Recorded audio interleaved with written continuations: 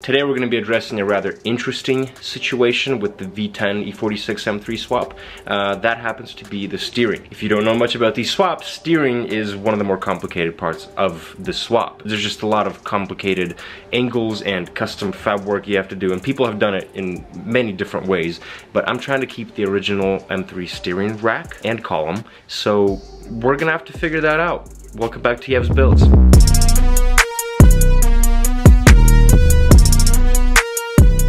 I think right now is a good time to say that I'm probably gonna cut my stock cats. As you can see, this is a stock header from one of the sides, and this cat is just absolutely huge. It's huge. And as you can see, in this space right here, there's little room to none at all to work with. So I'm gonna cut the cats. I know that in the previous videos, I might have mentioned that I'm gonna go custom headers.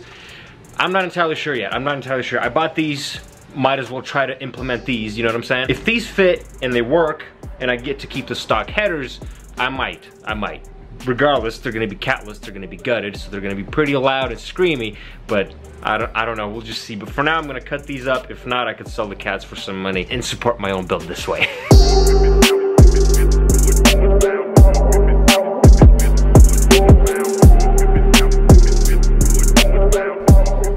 Like I've said earlier, I find these headers quite beautiful and quite magnificent, if you ask me. So I would like to still use these and have a little bit of that, you know, M5 soul, which it's gonna have regardless. Regardless of headers, it will. And because there's no more cats on these, the note is gonna be much louder if I do end up keeping these. If these fit, sweet, perfect, less work, I guess, in a way, but at the same time, we'll see, dude, we'll see. I'm not entirely sure if I'm gonna keep these or go custom. We'll see how the flow goes, you know what I'm saying? I pulled the engine and transmission out again, simply because, as you can tell in this clip right here, that the headers are actually touching the brake lines. These brake lines are being touched, so my plan of action right now is to remove all the brake lines. Regardless, I'm probably gonna be rerouting half of them anyway, bring them closer to the frame if needed. But for now, I'm gonna remove the brake lines and make the engine fit again, and also trim down this piece right here, simply because for my steering to fit, for my steering rack to fit and everything else, I gotta trim this piece down because I got a U-joint for this area specifically. So let's get to work.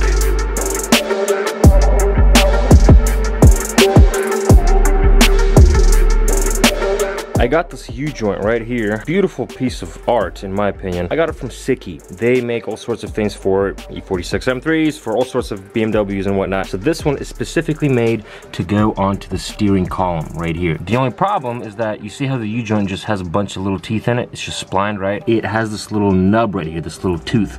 So for me to fit this onto that, I'm gonna actually need to shave this little piece off right here, and then we can move on.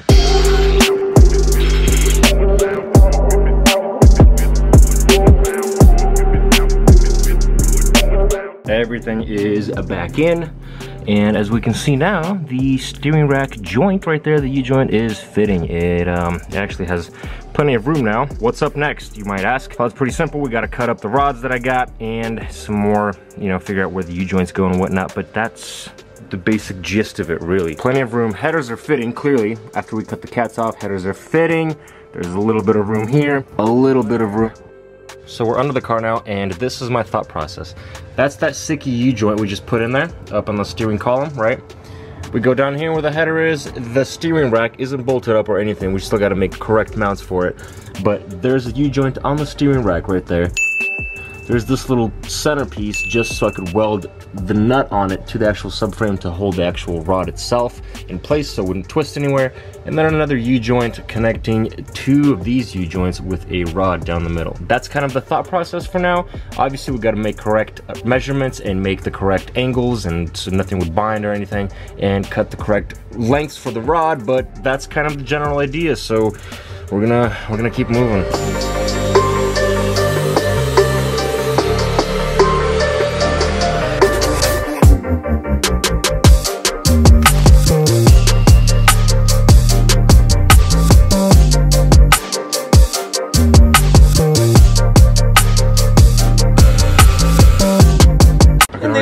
Anymore in stock until you're dead.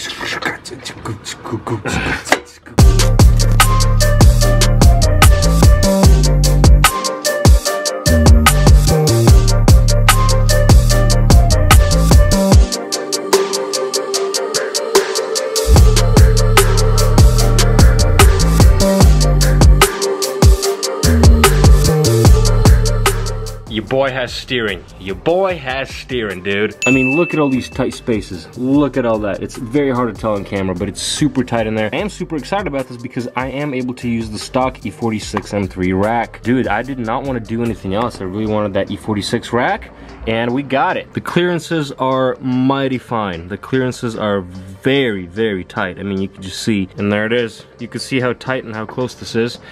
It is good enough for me to clear everything up. Obviously there's going to be play in the engine once it's going to be rolling and, you know, giving it full throttle and whatnot, but I am going to put more poly type of bushings on the engine mounts and the transmission mounts, so there shouldn't be too much play. The hardest part about this whole thing, and what took me the longest, of course you didn't see this on camera, but this took me days to figure out really, is the angles of all these double U-joints and all these ball bearings and all these U-joints in general. The angles are very crucial because you don't want the angles to be too harsh. You want the path from the rack to the actual column up there to be as straight as possible, as factory as possible, and it's just impossible to get it with these headers in here, you know what I'm saying? It has to go down and up like this. So the hardest part was to figure out the angles. At first we thought we figured them out, we did everything good, we tack welded a few things, and then as soon as we started turning the wheel, it would bind. So because of that, we had to reconfigure some of the angles in some of these U-joints. We thought we got perfect angles in because, you know, while the car was up in the air and everything was tack welded in, nothing would bind. Steering felt amazing, steering felt really smooth,